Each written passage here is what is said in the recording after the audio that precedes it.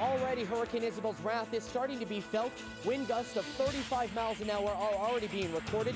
The rain is starting to fall. As Skip mentioned, those bands must be getting here, and the winds continue to pick up. I went to sleep a little bit, and I can tell you, sleeping out here, the winds have definitely picked up. As you can see, the wind is sweltering. Now, we can tell you right now, some minor flooding is being felt throughout the area.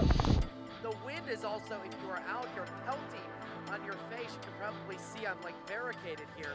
Starting to see a lot of trees coming down, but this isn't the worst of Isabel's wrath yet. We could see a lot worse coming here in Onslow County. Streets around here in Jacksonville are really starting to feel the effects of the storm as a Hurricane Isabel starts to come in off of the street. Now the extent of damage is starting to be really felt. Take a look at this light coat. Snapped in half at the base. That is, as we've been telling you, the White Oak River here in Swansboro has been doing some very interesting things. Water has been going just literally across it. The wind